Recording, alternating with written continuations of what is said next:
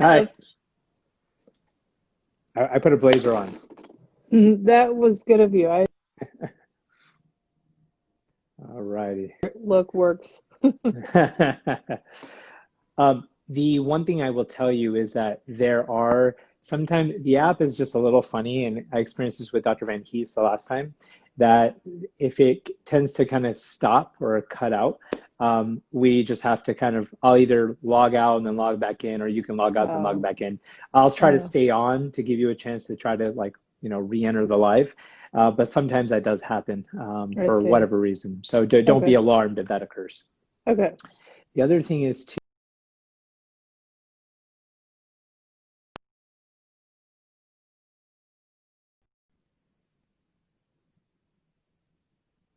because I noticed that the download function is not necessarily as optimal with regards to the actual application. So hopefully that makes life a little bit easier for me to just do a screen record so I can upload it to YouTube without too much difficulty. Okay. Alrighty. All right, as we'll give another minute here, and then we'll get started. And thank you all, as all students and residents and folks coming in and joining the live. We have Dr. Sandra Klein coming in from Washington University, and I'll give her a proper introduction here in just a minute. We'll give it till 8:03, and then we'll get started.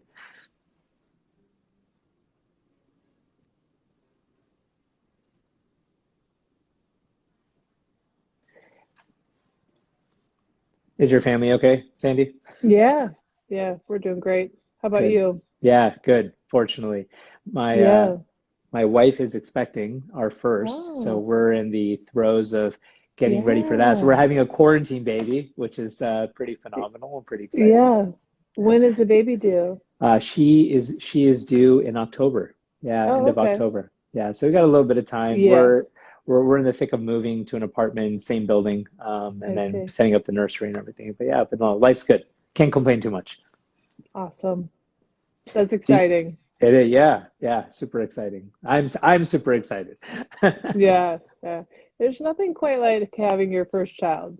I Yeah. mean, it's an amazing experience. And do you have a couple kids? Two. Yeah, two Two. Yeah, daughters. that's right. That's what I thought. Okay. How Yeah. old are they? So, they're getting older. One Okay. is 16 and one Okay. is 13. And one is 13. Wow. Yeah, Wow. Teenage. That's great. that's right. And are they interested in medicine, let alone orthopedics, or are they kind of thinking about other things kind of at this point? They're thinking about other things. They're both really good in science and probably Hmm. would be good at it, but Hmm. haven't really. I don't think I mean, they hear about what I do at work. Right. We can't have anybody come and shadow us right now or anything, but Sure, I'm sure, gonna of have course. my 16-year-old when we can Yeah. come and spend a day with me in clinic so she can see what it's like. So Cool. maybe she'll get Yeah. interested. That, the literally the first thing when we found out that we were having a girl, that was what I told my wife is I can't wait for her to shadow me in clinic in the operating room. That was literally the first thing I thought. I Right. said she may have no interest in orthopedics whatsoever, but at Yeah. least she'll get the opportunity to experience Yep. that. Yep. So on that note, we've hit 8:03. I'd like to first off thank you everyone for taking the time tonight to hang out with us. This is sort of the second episode or third episode, excuse me, in our Insta Live behind the scenes conversations with the program director series. So thank you all for joining us. I'm Tabs Iyer of Ortho Mentor and from University of Miami, and we are really honored and happy to introduce to you Dr. Sandra Klein, who is the program director at Washington University for the Department of Orthopedics specifically. Dr. Klein is a foot and ankle orthopedist extraordinaire, and I've had the good fortune of meeting her at a couple different meetings and seeing a lot of her great work at Presented. She's had a ton of accolades, and she's trained at Washu. She did med school there, residency there, and is now residency director there, and is going to be shedding a lot of great insight into what the program is like for those of you who are particularly interested in it for this upcoming cycle. So Dr. Klein, what I want to just sort of kick off with is how long have you been PD at Washu, and what are the biggest lessons that you have kind of gained or garnered over the years in your PD role specifically? Well, I've been program director for, I think it's 5 years now. I started out as associate program director and then became the program director about a year after that. So I think it's been about 5 years. Um, I've learned a lot from this role, and I think that one of the biggest things that I keep learning and keep trying to get better at is sort of the art of listening and giving constructive feedback and providing guidance for people who are going through orthopedic residency. It's a challenging 5 years, and sometimes there are tough conversations to have. Sometimes people need extra support, and just really figuring out how to do that for everyone and help them get through it. That's awesome. And do you think that it's helped having trained there, having kind of seen the program kind of evolve or change from your time as a medical student to then resident and now in the PD role? Do you think that those experiences have helped you sort of develop or cultivate some of those things that you're referring to from a lesson perspective specifically? I think the one thing that I notice that helps me, because I trained there and I've been there a long time, is that, I know a lot of the history of the department. So there are a lot of things that we have done, decisions we've made, and changes we've made over the years to the residency program. And having seen that evolution helps give me some insight into why we're doing what we're doing. And, it's great when we've been doing something the same way for a long time, and a resident might say, well, why are we doing it that way? Right. Sometimes I have some extra insight as to why we're doing it, and sometimes I can say, yeah, you're right. That doesn't make sense to do it that way anymore. Right. So I think having that history is helpful. That's really wonderful, and I think I want to bring up sort of the elephant in the room of sorts, which is what in your mind, as you've made this transition from in the training position to then assistant PD position to now as a program director, what sort of things has the program valued in terms of prospective applicants, and that you are now valuing as you look through programs or look through potential applications, especially in this particular cycle, which is already somewhat tumultuous, as it were? Yeah. One thing I will say in this cycle that, where things are going to be different because a lot of what we're doing is virtual, we are really working hard to stay true to our usual process because when we select applicants, when we rank applicants, it is a real group effort among the faculty and the residents at Washington University. Everybody is engaged. We want everyone to buy in, and when we make a list, it's not my list, it's everybody's list in terms of the match list. So because of that, I think it's hard to put a single characteristic or to say, hey, this is who we look for, or these are the things on the application. Because I think we end up recruiting a lot of really unique individuals. All of our residents are really hardworking and motivated, but a lot of times it's, through some experience, whether it's a student at Washu or an extern or somebody we met on interview day, there was something about us that they really liked, and then something about them that really spoke to us. And that's just, I think, how we end up matching good people. But there never seems to be one, it's a diverse group. So Yeah. It's not like there's one particular characteristic, again, other than being hardworking and very dedicated people. Right. So knowing with that in mind, and knowing that the programs are, because we really can't do aways, and obviously, gleaning some of the work ethic, sort of some of the grit and conscientious things, team building, that's obviously remiss this year. What kinds of things do you think you'll at least be looking for when you're reviewing a particular application and or the selection committee is reviewing applications? Do you think will be maybe scrutinized a little bit more in this particular cycle versus more so than in the past or prior years? You know, one thing I will say that we're doing in this cycle is we're trying to come up with an application review process that is really comprehensive.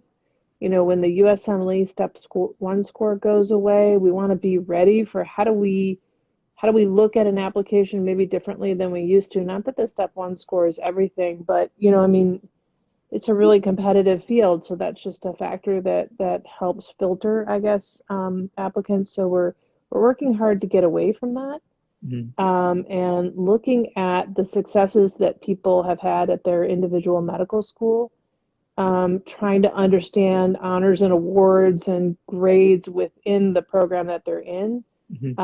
We really look hard at letters of recommendation, and that's becoming more important, I think, this year, especially. Is the recommendations. Okay. Yeah, and it's interesting, and I couldn't agree with you more with regards to the Step 1, because I think what's this year is probably foreshadowing a lot of what will occur when it truly goes away in a couple of years. So, nothing like a little bit of urgency to create, a vast amount of change, in a very rapid fashion. And so, with those things, do you think that research I get asked this question all the time. Do you think research plays a more pivotal role? Do you think it's who you've worked with? Do you think it's the school specifically and the network or connections you develop? Do you think those things now play a more pivotal role than in prior years? Or do you think they will play a more pivotal role than than going forward? It's an interesting question, because I think that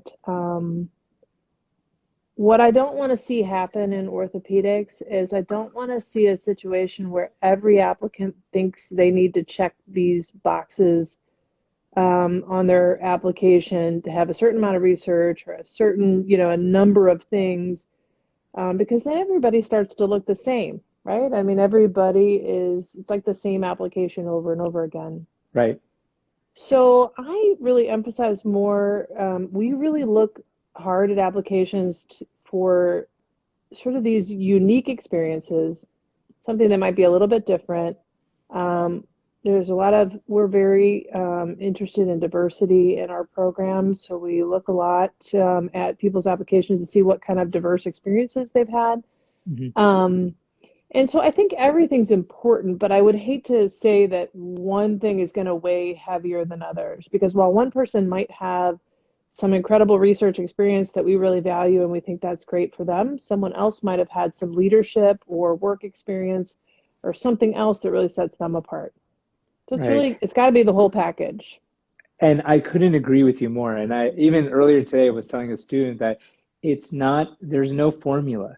There's no like, oh, you need X amount of this, X amount of that. And even the questions I'm sure you get asked, I get asked, do I need like 10? I need 10 first author publications as a prime example. When that's only one piece of the puzzle. And that may not be what sets you apart specifically and demonstrates your commitment to a given field, orthopedics or otherwise. So in this sort of now kind of crazy time that we're dealing with, tell us a little bit. I've heard a little bit about what Washu is doing from a virtual standpoint. Can you share with the audience and the students what kinds of virtual opportunities that Washu has going on right now? Yeah. So we have two different virtual programs. One is a 4-week program that students can sign up for. It is on Thursday evenings. We just are calling it Ortho Thursdays for lack of anything more creative to call it. So for 4 weeks on Thursday nights at, I think it's 8 o'clock Central, you can basically get on a Zoom with a group of our residents. They present some cases and kind of talk through them the same way they would talk through a case if they were in the emergency room with an extern, hey, we're just seeing this ankle fracture, like here's what we do and here's what we think about. And then they spend some time, just talking and socializing and asking questions. And a couple of our residents have really taken a big leadership role in that, and it seems to be going really well. And then the second program that we have to offer is what we're calling our virtual week, which is where you can sign up for a week where we will assign you to conferences just our regular education conferences, Sure. service specific, and then our core lectures that we have for our residents. Actually, our leadership, our chair, Dr. O'Keefe, is going to meet with all the students during their virtual week. I'll be meeting with all of them, and then our associate program director, Alexander Aleem, he'll also be meeting with everybody. So we're going to use that, hopefully it's just an opportunity to help people see us and get to know us a little bit better through this process. That's absolutely wonderful. And I say that's absolutely wonderful because obviously not everyone's doing it. Not everyone's doing the virtual stuff yet for a variety of reasons. Right. Why was it important to you as a PD and to Washu to get a virtual experience of some sort, sort of out there? Why was that important to why was it important to prioritize that? Yeah. Initially, the idea came up because we had already had a fair number of students sign up for an externship with us. Our application process had already started. And I felt like we'd made a commitment to those students to, do something for them. Right. So that's where it started, like just trying to think of what could I do for those students who were interested. Sure. And then I started to see it as more of an opportunity, if we get to know a few people through this process, we can't guarantee an interview, from our virtual experiences, obviously. But I definitely think that this particular interview season, it is going to be more challenging for us to get to know the applicants. I think we're giving them opportunities, at least at Washu, for them to get to know us a bit and see what we have to offer. But it's going to be harder, just the whole process. And so we want to do as much as we can to get to know the students out there. Do you believe that that students who are doing virtual programs at WashU or otherwise, do you think there is a role to try to obtain a letter of rec from these opportunities, or are they really just a way for the students to try to get to know the program, given the limitations that exist from a externship perspective? I think that it's probably not the place to get a letter of recommendation, okay, just in my opinion. Yeah. I think there's going to be people at your home program that know you, that have worked with you, that have experiences with you, that probably are going to be the best source of a letter. And that's what we're telling our WashU students. Really focus on what they're doing, in their rotations at home. Right. Make the most out of those experiences, find mentors. We're really trying to make sure we support them through this process because I think we're going to be an important part of their ability to match. I couldn't agree with you more, and I think there's a lot more strategy. I think there's an additional layer of strategy that's involved, this particular cycle, and especially when you've got such a competitive field and you've got the lack of away rotations and obviously a changing and evolving process by which applications are being reviewed and so on. The question came up just a second ago, are these virtual opportunities available to engage any of the third-year students at all, or is this strictly for rising or current fourth years who are gearing up to apply in the next couple of months? Just for fourth years. Just for fourth years, yeah. Okay. Yeah, we're really focusing on fourth-year students and people who are interested in our program. Yeah. And I think that's one of the biggest concerns out there this year is that students will... people already apply to probably more programs than necessary. It makes the whole process challenging. So I think with these virtual experiences, students should focus on a small number and really make an effort to find out about programs that truly interest them. Yeah. How many students do you have applying from WashU, if you don't mind me asking? I think there are like 9 this year. 9, okay. So yeah. Are you, with regards to that application number, it's the last question I have before I want to kind of showcase some of the things about WashU specifically. Are you asking, what are you doing in terms of guiding the students with regards to number of applications? In terms of, hey, is it based on, are you tiering them? Are you relying on the med school to tier them? What sort of characteristics or what sort of metrics are you using to kind of guide that conversation with them? We have a really fantastic associate dean who, I don't remember her exact title, but who basically works with all the students in the match. So we're going to be the same this year as we have every year. I actually sit down with her. We review the dean's letters, the grades, and everything for every student going into orthopedics.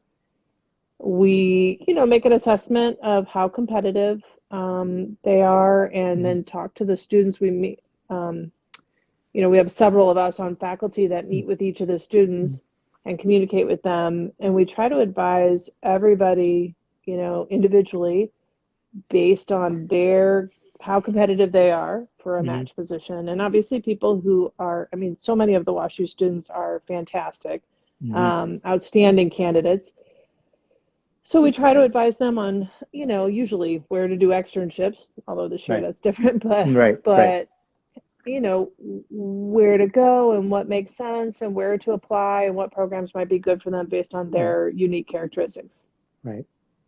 And is there, so at least, so we have, and you may have caught wind of this from Dr. Cipriano. So we have 18 applying this year. Oh my gosh. From Miami. Oh my gosh. And what did you guys do to get all those people interested? That's awesome. I take a little bit of credit for that because of just what we've done with the advising and the mentoring here. But it's pretty much exploded. So that includes 9 from the current, 10 from the current class, and then 7 or 8 from a year off, something like that. And it's great. Research here or something. Yeah. And so then a third of them, which is also great, are female, which is also which is pretty awesome, and I'm really happy about that too. With them, I have basically met with all 18 because sort of I'm the main liaison between the med school and the dean as the deans and our department, and so I have basically tiered them in an unofficial fashion, and I basically said, hey, if you're in the top third versus if you're in the bottom third, this is the number of applications you should go to, with sort of kind of in part taking a little bit of the AOA guidelines or recommendations, and then also based on the application strength and so on. So I think that's wonderful that's what you're doing. So I've got some students who need to apply to a very high number, and then I've got some students who don't need to apply nearly as high, even if they are super worried, despite them being super outstanding candidates. So I want to know, most importantly, what are the 3 highlights of WashU and the WashU residency specifically? Well, the highlights, which you sent me these questions ahead of time, and I was trying to really think about what are highlights and what are strengths, because there were sort of those different questions. So, I think in terms of the highlights of our program, or what I think we really have to offer, one is a great medical center. So there's a lot of opportunities, and I think no matter what you're interested in, there's something for you at WashU, and so our residents have that benefit. As part of our department, they can engage in lots of different things across the medical center. I think we have a really robust clinical experience, and probably the highlight of our program for our residents is the operative training that they get. We have high clinical volumes. They do a lot of cases. They engage in surgical cases early in their residency program. And I think that we train great surgeons. And that's a real, I don't know if that's a strength or a highlight, but I think that's what really attracts a lot of our residents is the clinical experience. That's absolutely fantastic. So with that in mind, is it more of a graded sort of, experience from, in terms of operating? Because obviously lots of students, at least when they are applying, they're like, I want the scalpel from day one. Or is it sort of based on service? Or is it, again, sort of a gradual sort of increase in autonomy that you get based on A, the service, and even B, the hospital location that the service is covering? So, our program is structured, we have a very intentional rotation structure. The intern year is kind of its own entity. But in the PGY 2 and 3 year, our residents rotate through every subspecialty, and then they come back and they rotate again as a chief. And so the experience as a junior resident is definitely different on each service as it would be as a senior resident.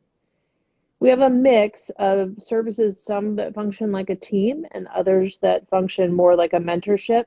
Mm-hmm. So as early, as your intern year, you're engaged in some mentorship model type rotations, which allow you to do some, engage in the operative experience. And then as a PGY2, like right now I have a PGY2 on service with me. She's in the OR with me, and if she comes prepared to do the case, then, I'm taking her through the case. Obviously, if I have a more senior level resident with me, it is a different experience because they have much more experience. They're Right. much more, they can be more autonomous. Right. And what I'm able to provide to them in terms of teaching is definitely different. It's at a different Right. level, Right. geared towards what they need. And our senior level residents get to the point where they are very independent. They're great surgeons, and we're working with them sort of at a higher level. I think of it more like the junior residents. We're talking about how to do the case and some operative techniques. Senior level residents, we're talking about the bigger picture and the indications for the case and what other options you had. And sometimes if this part of the operation didn't work out how you wanted to, what would you do? What are your other options? Right. How would you get Right. out of this if you, Right. had a problem here? Right. So it's definitely a graduated experience, Mm-hmm. increasing autonomy, increasing leadership, throughout our program. That's absolutely wonderful. And with that, is there, and you're talking about, some like, so at least with me, I get a third year on. We actually just sort of switched up the model where I have a third year part of the week and a fourth year part of the week because the 3 and the 4 are usually on foot and ankle during that time. Do you guys have a formal mentoring program for the residents coming in, and is that something longitudinally kept? And so what sort of successes have you seen in terms of resident, kind of progress, doing well in research, et cetera, during the course of their residency? Yeah, we have a lot of, there's mentorship comes from a lot of different places in our program. Every resident has a faculty mentor that they meet with once a quarter. That person is primarily kind of responsible for being a touch point for the resident, a person who might provide unbiased opinion, be a sounding board, Right. just somebody that the resident can talk to. I take on mentorship. I take that role really seriously, and so I meet with the residents twice a year and anytime that's needed. And then we actually have a specific faculty member who mentors them on their research projects, sort of this overarching mentorship in addition to the PI.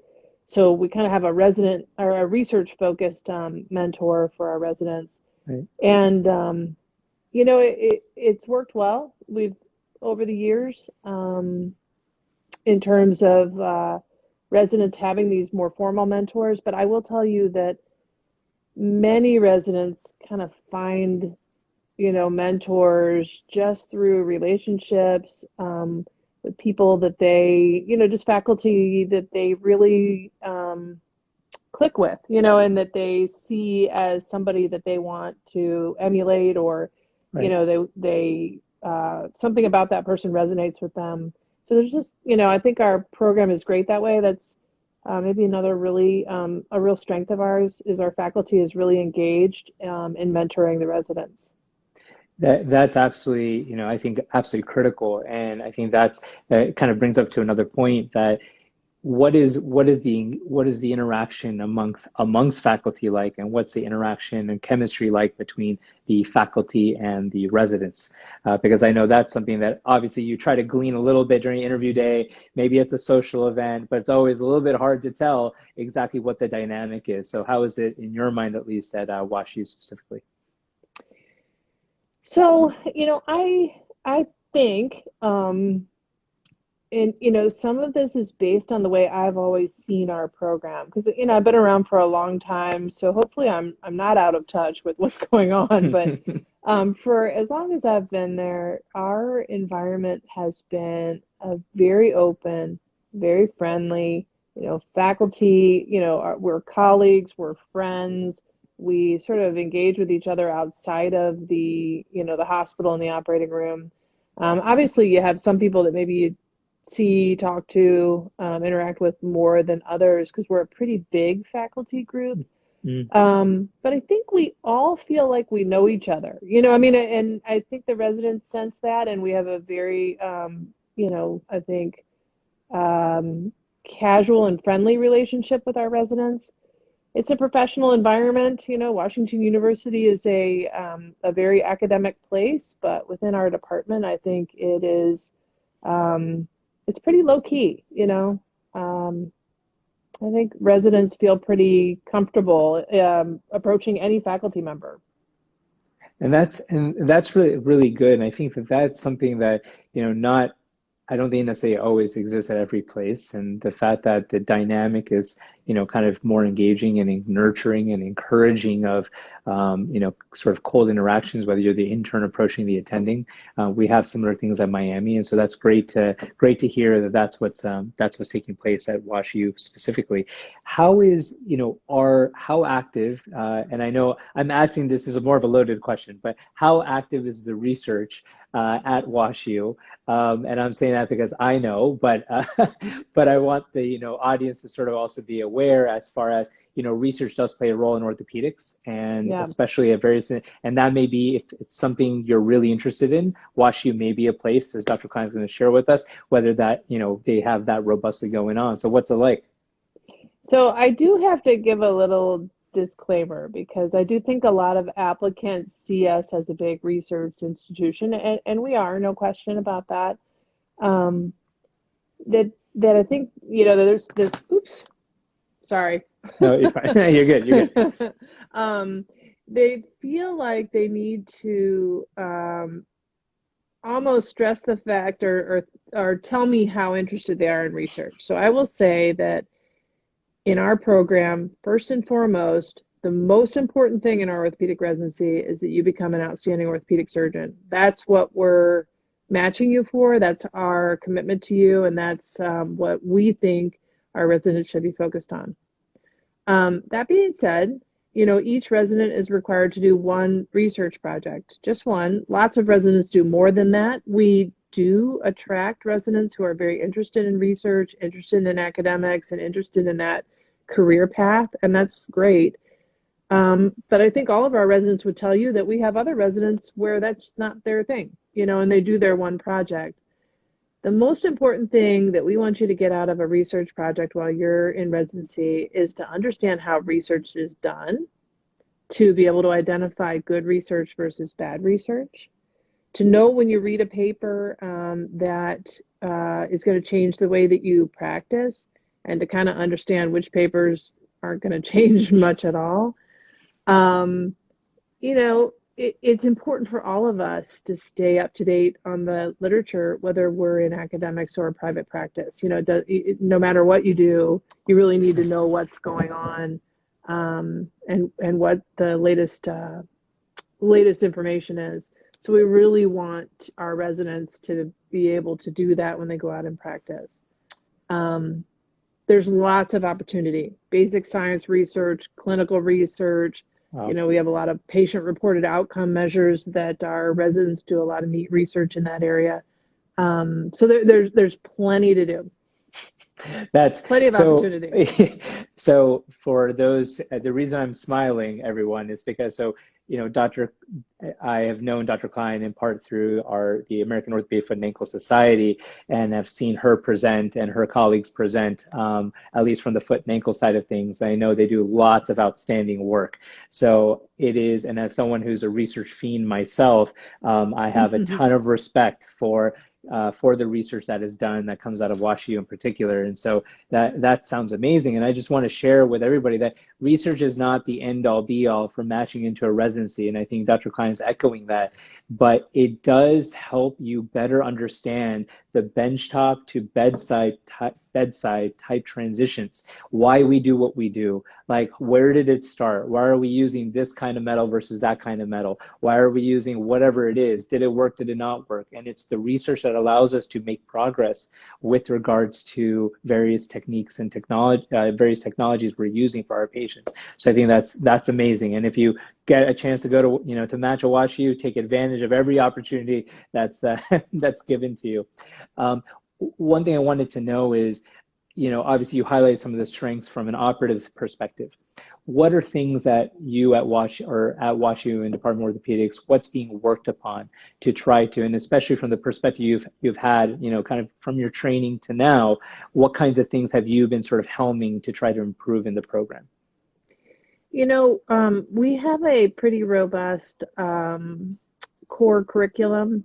Lectures are all given by faculty, and we have different types of lectures. Some are just core topic presentations, other are case-based presentations.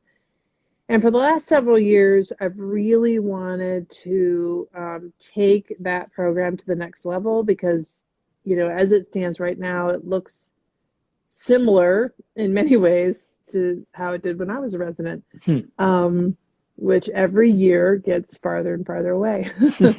And I think that there's a lot that has changed in terms of the technology that we have available to us and the way that residents like to engage with technology in order to learn.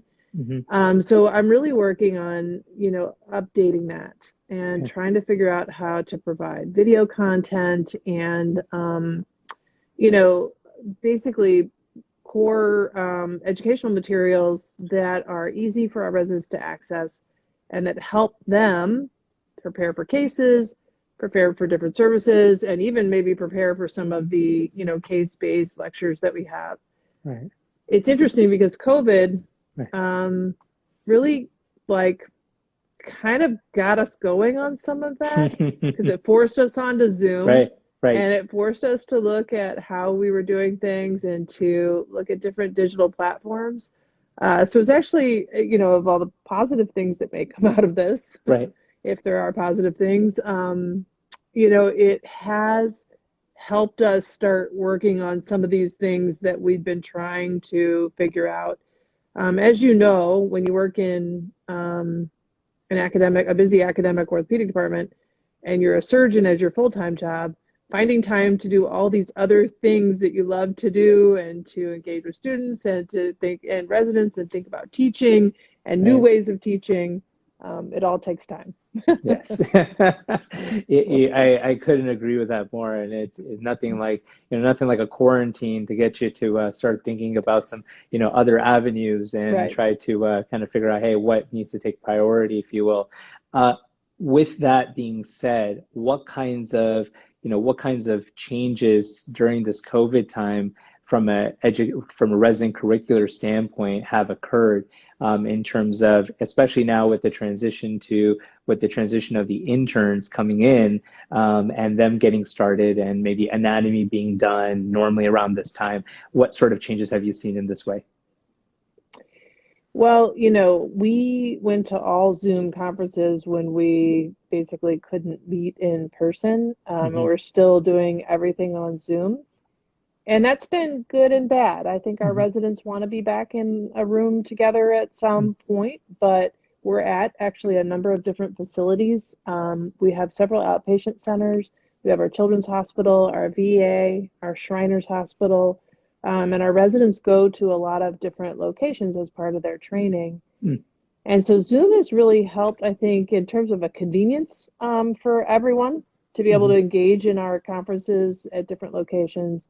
We recently got set up to where we can do anatomy sessions, dissections. We have a camera that allows us to broadcast those via Zoom so you can engage in, an anatomy presentation from other facilities. So we're trying to do as much as we can to bring our education to our residents wherever they are. And I think before that, we were still locked into the mindset that there was a conference room and everybody had to sit in it. And that's how we gave our conferences. But I think it's been good that we're starting to get away from that idea. And I think in the future, it's probably even going to be a situation where we realize that some of the education can be not only brought to the residents where they are, but they can do some of it on their own time, you Right. know. With that being said, do you guys have a skills lab? Do you have a skills lab or building a skills lab? And what sort of capability does it have accordingly? So we have a skills lab. We have a great anatomy program. We have access to cadaver parts whenever we want them. So Wow. most of our, if you think of simulation type programs, most of what we do is on cadavers, and we have somebody who runs our lab who can get equipment for us. So it's not unusual for a service to either have an anatomy session or a skills session for a particular, operative skill. We have the ability to do knee scopes, shoulder scopes, ankle scopes, and now we just got a new setup for hip scopes. Wow. We have a specialized lab that's not our lab, but it's in town where our residents, especially during their surgical skills as an intern, where they have microscope access. So our spine surgeons will do some sessions with them there. So we're really fortunate. We have great resources for our residents to engage in lots of different skills. Wow. We haven't gone to any of the virtual stuff yet. Yeah. But we have, we're pretty happy with what we have. And I haven't found a virtual program that I thought would be a supplement or an addition that would be, helpful yet. I'm looking, but haven't found it yet. Right. Do you all use surgery? Question just popped up. Do you all use nanosurgery, or is there any sort of nanoscopy? I know Arthrex came out with their nanoscope as an example. I don't know if you and the team have played with it. I mean, I've used it a little bit. We've been talking about it on the foot and ankle service. We haven't done any labs with it, but we've been talking about how we might be able to use it as a foot and ankle service. I actually, as a total aside, I use it to scope like a third MP joint, and it was actually pretty clear, all things considered. It's not perfect. We could talk offline about it, but it definitely has its potential. I would say. What I really want to talk about is, why are you scoping a third MTP joint? Yeah, I know, right? That's a different story. But the reality is that, I think having a skills lab is absolutely amazing, because, and it's something we're trying to develop here at UM, and the fact that the residents can get, access to cadavers anytime, I think really highlights the importance of anatomy, prioritizing the teaching of the anatomy and the applied anatomy. And for those who are, listening, who are rising, fourth years, you can't just go to the OR and start operating. Just like you can't run without learning how to walk. You have to learn, you have to appreciate the anatomy, all the landmines that you can avoid in order to do your best by the patient. And that way you avoid, potential harm more than anything else. So the fact that they have this at Washu is absolutely wonderful. The other thing I wanted to ask you about is sort of, what is the clinical exposure like, as far, not from an operative perspective per se, but as far as how often are residents in clinic, and do they run their own clinic from time to time? Is it pretty much they go to clinic sort of depending on the service? How does that work overall? So our residents are really engaged in our clinics, and on most rotations, residents have days that they're assigned to be in clinic. And on services like mine, like I said before, I have a PGY2 with me right now. When I'm in clinic, she's in clinic with me. When I'm in the OR, she's in the OR with me. So it's very much that mentorship model, and we have lots of rotations that are like that. If you don't go to clinic, you really don't know how to develop the right indications for surgery, to understand who needs an operation, when they need an operation. And clinic is a great time for us to talk about why we're doing what we're doing in the operating room. Some rotations, there's a little lighter on clinic, like our trauma rotation can be very operatively really busy. Our PEDS rotations can be very busy operatively, but almost every service you go to clinic some of the time. We do have resident run clinics, busiest on our trauma service. But residents do have an opportunity throughout their training to have some of their own clinic time, and get a feel for what that is like, to be driving the clinic and making the decisions. That's awesome. The trauma rotation, is there, is it just like once more as a junior and then once again as a senior, or is it, do you have it like annually, like from PGY1 all the way through PGY5? How's trauma rotation set up for you? We have a busy trauma service, and when I really count out the residents who are on our trauma service, it feels like a lot. So residents do trauma rotation as an intern. They actually do a day rotation, and then they also have a trauma night rotation when they're an intern. In their PGY2 and 3 year, they do a 3-month trauma rotation. For each resident, it either falls in the 2 or the 3 year. Our 2 and 3 year are linked. They're like, you know, kind of a 2-year rotation cycle where certain 3-month rotations can kind of fall in either one. And then same with our 4 and 5 year. So at any given time on the trauma service, we have an intern on day, an intern on night, a PGY2 on nights, and then a 2, 3, 4, and 5 on the day team. It's a big trauma service. Wow. And they stay busy. Yeah. Have they slowed down at all, like through the pandemic, or has it been pretty steady? You know, interestingly, during the time where we were shut down and not doing elective surgeries, when all the COVID stuff first kind of started to affect the St. Louis area, our emergency room got very slow, and our trauma service did slow down. You know, I just think people weren't out doing things or getting hurt. Right. But my understanding is for the last couple months, we're sort of back at pretty high volumes. Yeah. And that was the same thing that we saw. And it was here too, you know, busy trauma center, and it went down when people were inside and stay-at-home orders, and then people went out, and then it started right back where we were. Yeah. Exactly. Making up for lost time. Exactly. There's a question here from Nelson Socorro, who basically is asking, you know, as a piece of advice for maybe an international medical graduate looking to apply to orthopedics. Do you take IMGs, or have you taken IMGs in the past as residents, or matched them as residents? And if you have, what sort of advice do you have to IMG students, you know, considering orthopedics or competitive specialties like ortho? Well, we have not taken IMGs in the past. And, you know, I think it's a challenging position to be in, because I don't know what the match rates are in that scenario. You know, it's not, I don't think they're broken down in some of the data that we get at the end of the year about people who match. What I tell any student who's passionate about orthopedics is go for it. You know, I mean, I think you have to figure out the right programs to apply to understand where you have the best chance of matching. And that is going to be a place that has frequently taken, you know, IMGs in the past.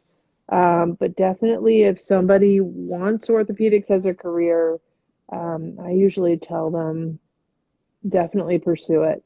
I mean, number one, it's a great career. And if you didn't, you would regret it. So you don't want that. That's you know, perfect advice. I usually tell folks additionally that just already the match is competitive. And as Dr. Klein was alluding to earlier, with step 1 going to pass fail in a couple of years, there may be more emphasis on step 2, and perhaps really looking at the remainder of the application that may be scrutinized that much more. So taking the time to really strengthen your application, whether it be through the volunteering clinical experiences you may garner or through research experiences, that may help support your ability to match, but not necessarily guarantee it. And a lot of times I suggest, you know, taking significant amount of time, anywhere between 1 and 3 years, of dedicated research with hopes of bolstering your application prior to applying. But again, that doesn't guarantee that someone will match. But if that's what you really want to do, just as Dr. Klein said, that's what I would suggest doing. Well, Dr. Klein, we're actually heading towards the tail end here. I first off want to thank you for taking the time tonight. Does anyone, if anyone has any sort of lingering, burning questions, please feel free to put them in now as we're kind of heading towards the end. But Dr. Klein, I really do appreciate your time. I know you're super busy, lots of things going on, so it's much appreciated. I know the students watching now and watching later will appreciate it too. So thank you, honestly, for really sharing your insight with us tonight. Well, thanks for asking me to do it. I really appreciate it. I always love talking about our program, and like I said before, we have a great group of residents. I see a question on there about what percentage of residents are female. If that's specific in my program, we're probably somewhere, let me think about that. I want to say probably 35% or so. If I calculate it out, our PGY 1 and 2 classes are 50% female. And then a little less up above. So I think it probably averages out to somewhere around 30%. Awesome. The one last question, and I know this had popped up earlier and someone just reiterated it. Do you think programs, Washu included, will be more inclined to take their home students, especially knowing that obviously those are the ones you technically know the best? Do you think there will be a preponderance for that this cycle? I've heard that talked about, and I know I kind of said this at the beginning, and it applies to this question. We have a process that has worked well for us in past years that really relies on a high level of engagement from our faculty and our residents, and focuses on recruiting a very diverse group of people. And a diverse group of people means people who have trained at different medical schools, have different backgrounds, come from different parts of the country, and each having something unique to offer to our program. So that's still going to be the way we approach it this year. And there's going to be no sort of, I guess, I don't know what the right word is, but we're not going to sit back and just take the students that we know. We're really going to go out and try to make sure that we do it the way we've always done it and find the best group for us. Awesome. That's great to hear. And one last question that we'll take here. Someone asked, the Washington Fellowship match is awesome. Is there but it's not online anywhere. Is there a way to see Washu's residency fellowship matches from recent years? That's a great question. Yeah, we are always thrilled and proud when our residents match into fellowship.